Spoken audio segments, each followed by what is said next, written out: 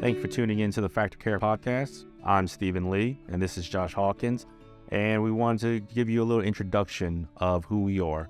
How about we start off with you, Josh? Tell me a little bit about yourself. So Joshua Hawkins, married, 3 kids, and from New Orleans East originally. Moved to Tennessee for about 6 years, came back home right after we were married. My wife's from the Metairie area originally, and then moved to Covington when we met.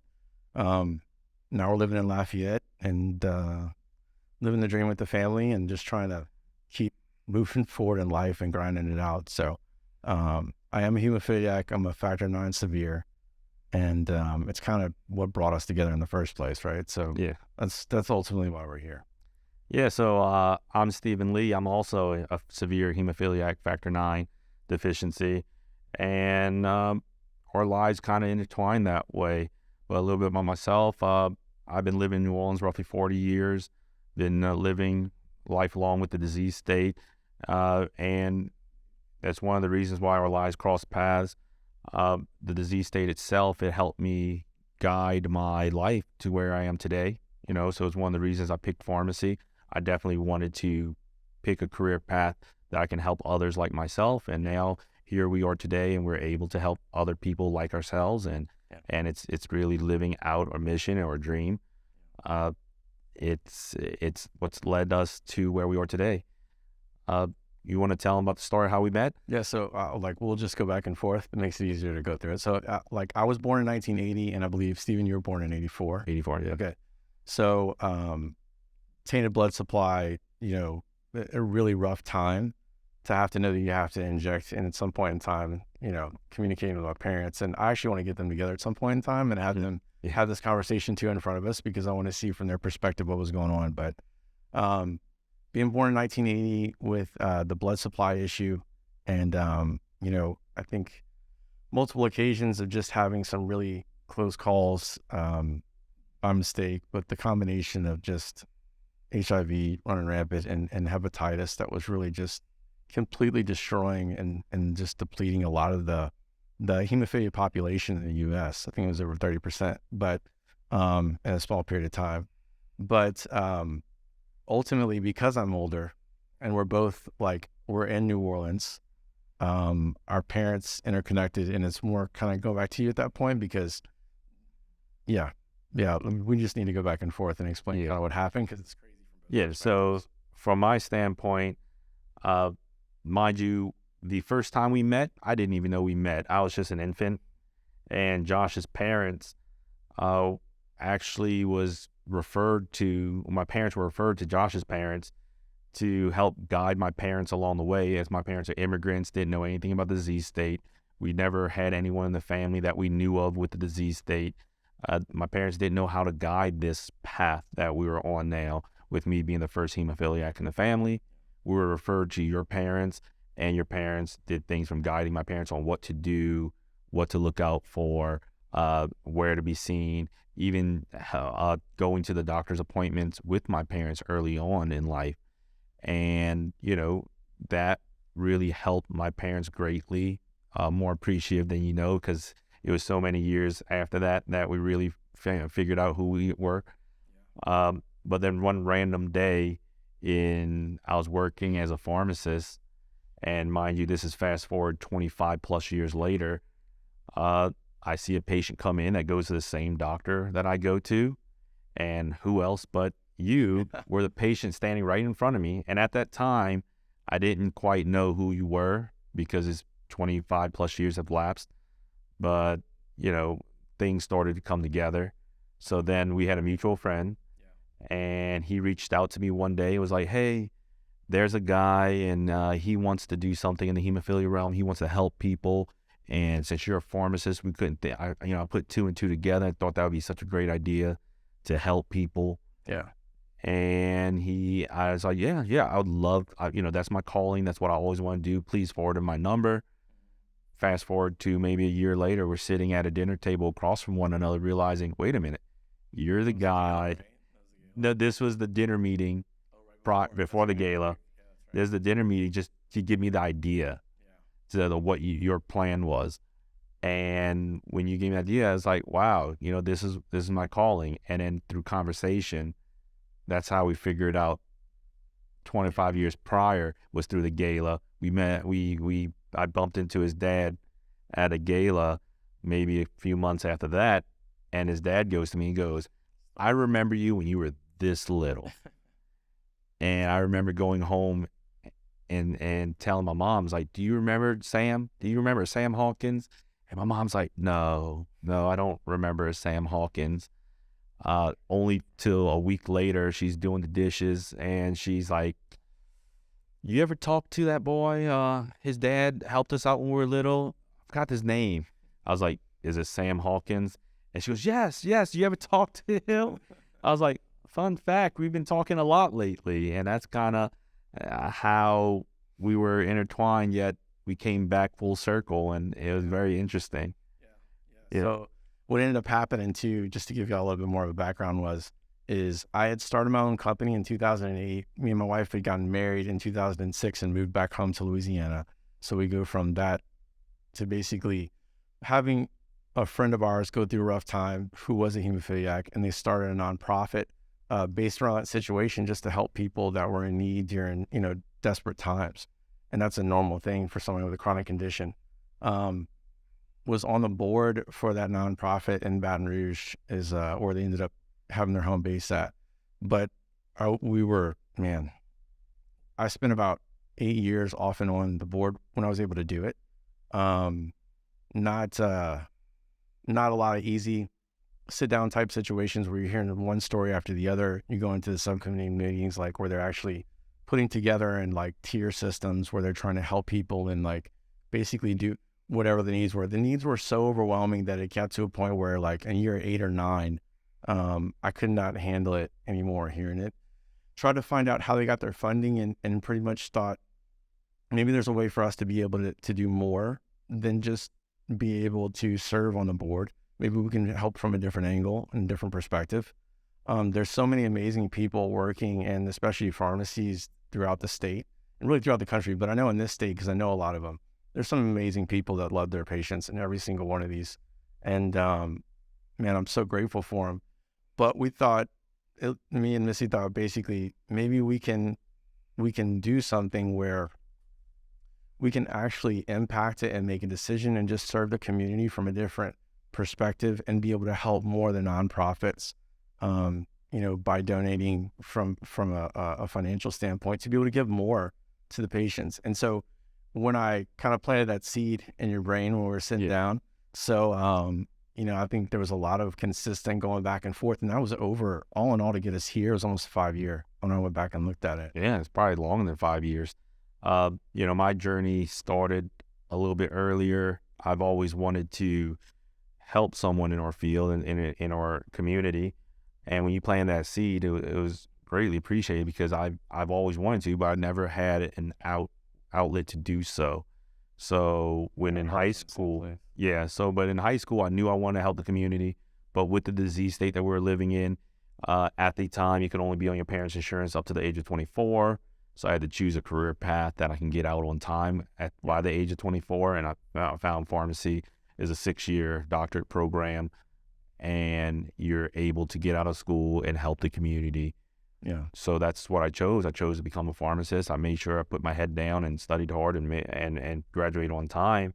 And sure enough, they did cut off my insurance before I even graduated, just because I was 24. But after going through school and realizing, hey, though I want to help people, I need insurance. I couldn't go out on my own. I couldn't open my own pharmacy.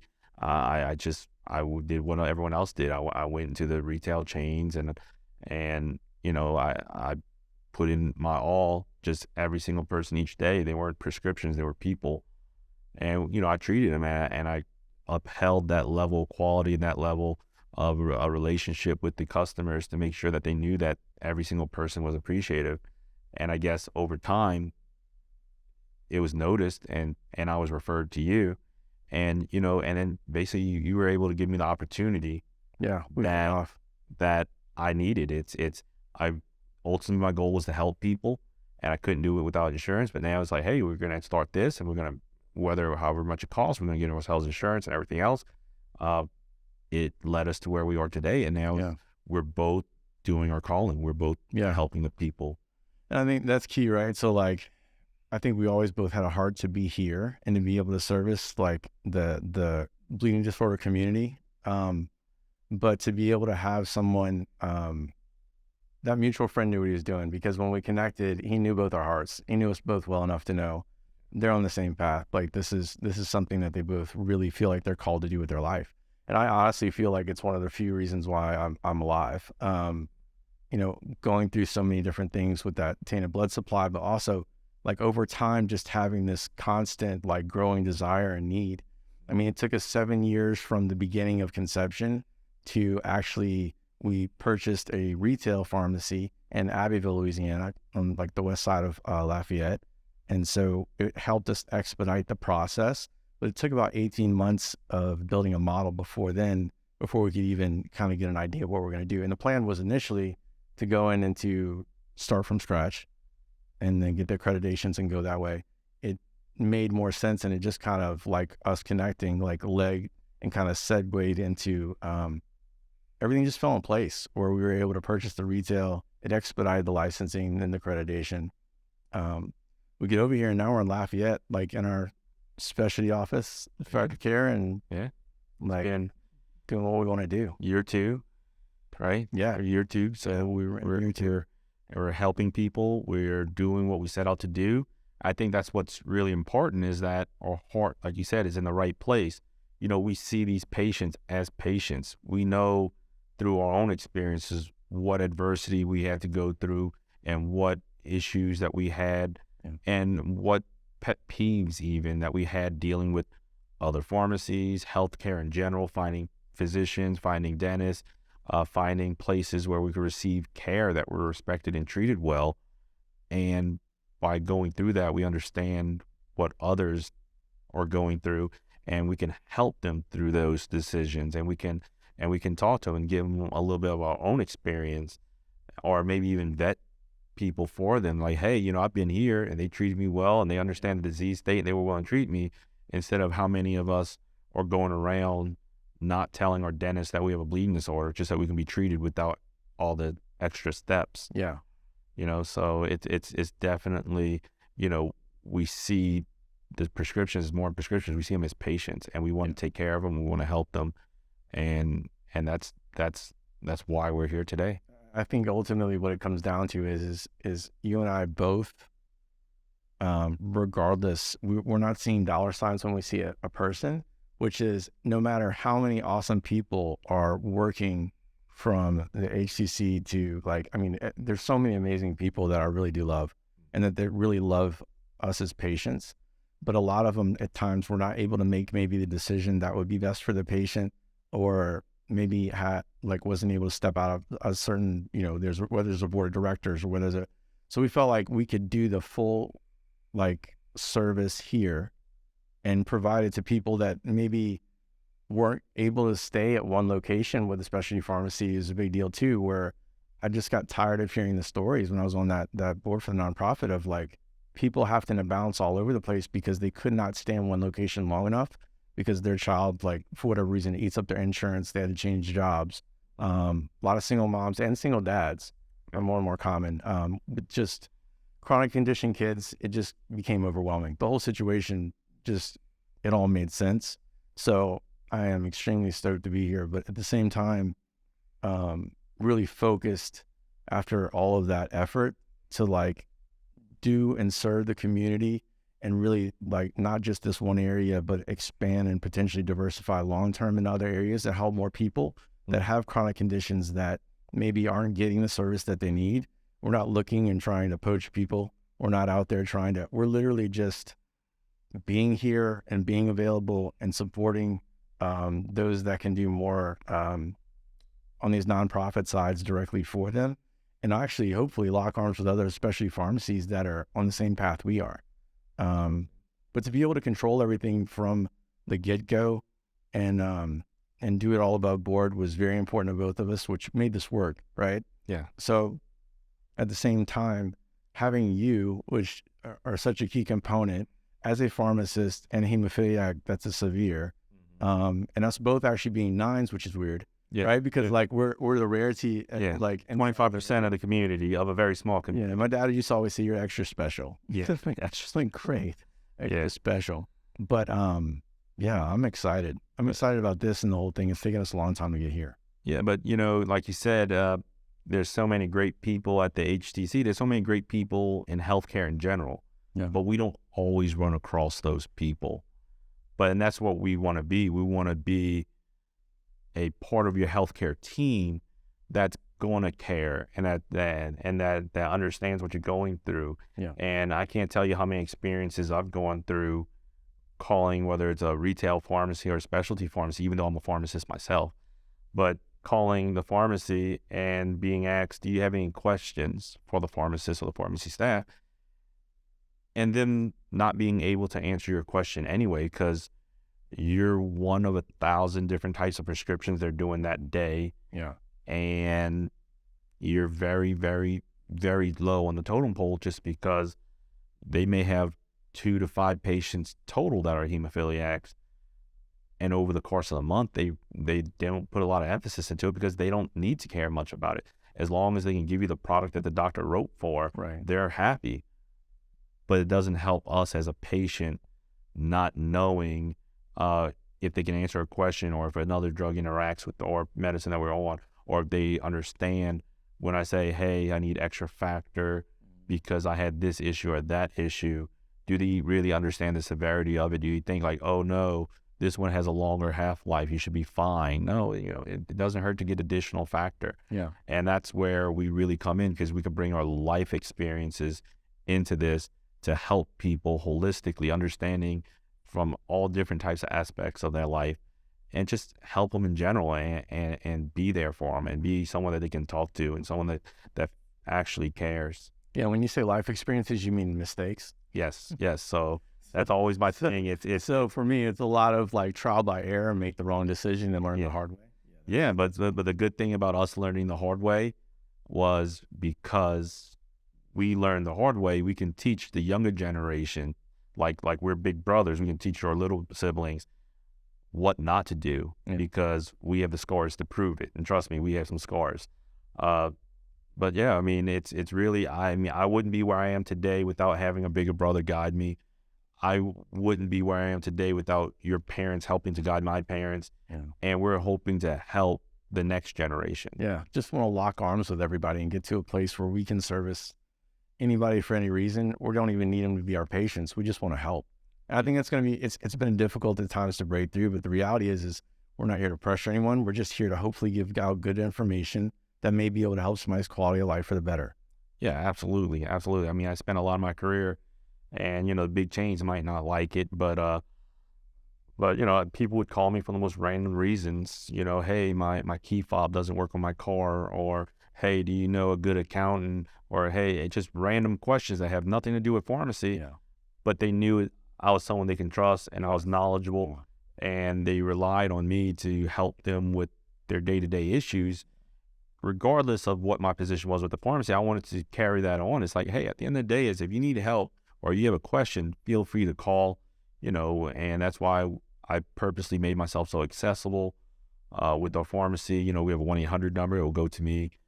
We have a cell phone number I give to all of our patients, but you don't necessarily have to be a patient to call me. Yeah. Just give us a ring, and if you have a question, by all means, if we can answer it, we'll try. No, it's actually the entire family that's connected to the patient that ends up calling you 24/7. Yes. Which is actually a good thing because we want to help everybody. But hey, we get mothers that call, we get fathers, we have just helping them guide their way through things, because especially for new parents or parents with mild patients that they don't run into bleeds as often. Yeah. It's helping those families understand, like, hey, assessing the situation, and this is what we think is best. Reach out to your HTC, obviously, or whoever's treating you for your condition. But at the same time, is being able to lend that insight on, is that severe enough to get additional factor, or are they fine with just, resting in ice? That matters a lot, especially when someone's not in the medical field and they don't necessarily understand where or what they need to do. Yeah. Yeah. Wow. I'm still trying to get over the fact that we're sitting here because we've talked about this for so long. This is not something I ever thought I would do or plan on doing. Or so when you came up with the idea, I was like, it might be all right. But you get enough people start saying, hey, y'all could help some people through this process. It's like, okay, well, whatever we need to do that, even if it's uncomfortable for me. Oh yeah, and it definitely opened my eyes going through this journey with you, uh, because I've only known myself and what I had to deal with. And once, we started this and we started meeting people in the community, going to different events, I realized, wow, there's a lot of people that are just barely getting by. And I've been so blessed in my life that I was not in the same situation, but I'm also blessed that now I can help them. We can help them, navigate this life together. Yeah, I mean, that's a good way to summarize what's going on. We both have been blessed. We both have good families that love and care for us. That's not most people. Yeah. We find out that's not most people at all. So, yes, absolutely, absolutely. I mean, I just can't imagine if I was born in Vietnam, we wouldn't be in the same situation we're in right now. But luckily, we're in America where we have the best healthcare available to us, and I have a loving family that would do everything and anything to make sure that I have the treatment I need and to be able to do the things that I need to do. And they supported me along the whole way. And it led me to be like, hey, they supported me the whole way. Why can't we help others? So it's great that we actually got to do this today, Josh. I'm thinking it's been a long time coming. Thank you everyone for joining in on watching us today. We had a blast and we're hoping to get to know a lot more of you. Catch us on the next episode. It'll be coming soon. Yeah. Thank you guys.